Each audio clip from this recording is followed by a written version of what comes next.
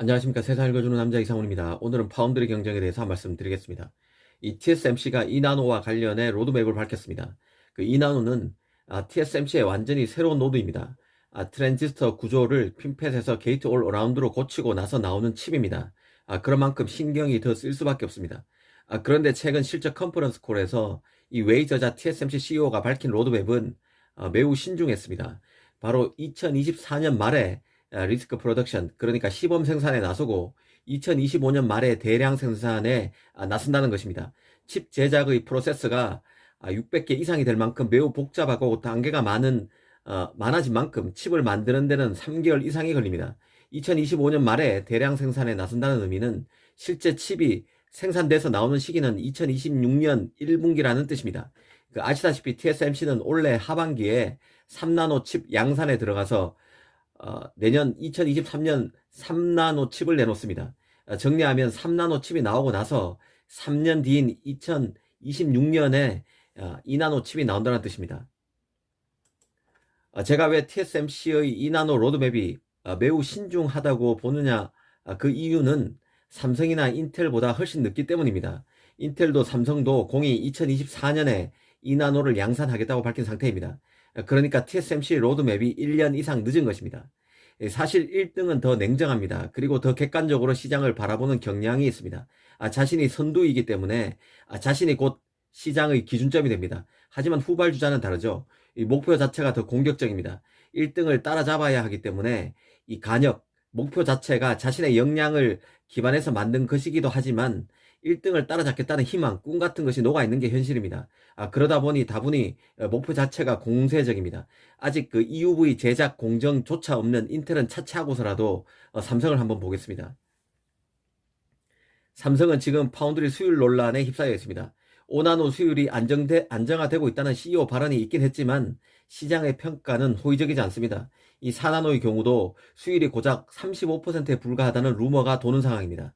그런 상황이기 때문에 2나노 양산 시점을 2024년 잡았다고 삼성이 TSMC를 앞설 것이라고 보는 것 자체가 희망사고일 뿐입니다. 넌센스란 얘기죠. 아직 삼성은 자신의 역량을 증명해야 할 도전자일 뿐이고 최근 1년 정도로 한정해서 보면 실패에 가까운 커리어를 보여주고 있다는 게 객관적인 평가일 것입니다.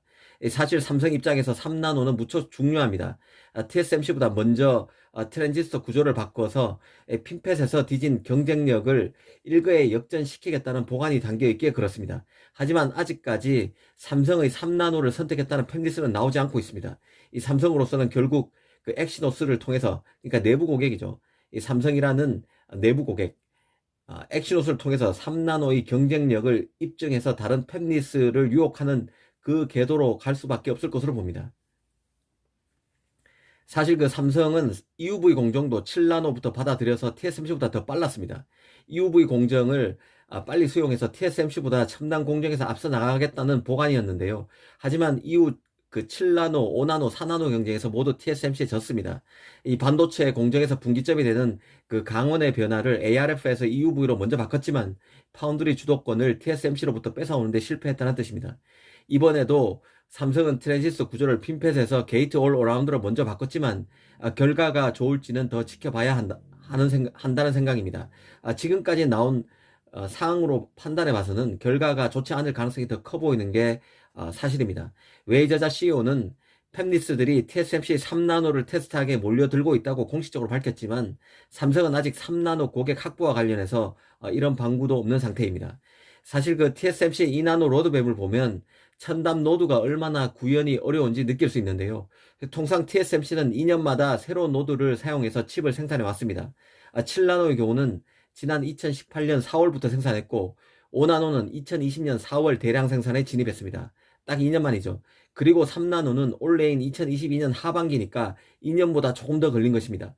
그런데 2나노의 경우는 2025년 말에 대량 생산이 시작되는 것이니 근 3년 만에 노드를 점프하는 셈이 됩니다.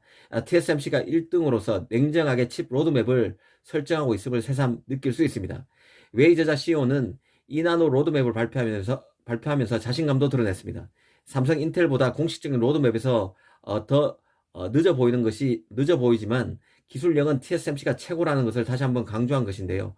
웨이저자는 팹리스 고객에게 TSMC 2나노는 성숙도, 성능 및 비용 측면에서 최고의 기술이 될 것이라며 기술 리더십도 계속 지속될 것이라고 했습니다.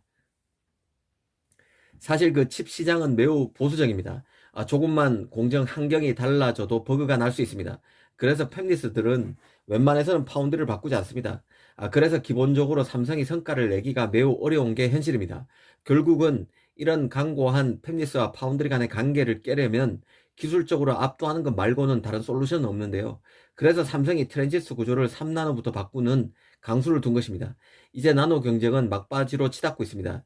이 삼성이 이 기회를 살리지 못하면 상당히 어려워질 수 있다는 생각입니다. 왜냐하면 인텔이 치고 올라오는 속도도 만만치 않기 때문인데요. TSMC를 제치는 게 아니라 인텔에 밀려 3위로 전락할 수 있다는 위기감을 가져야 한다는 생각입니다. 오늘은 파운드리 미세 공정 경쟁을 짚어봤습니다. 감사합니다.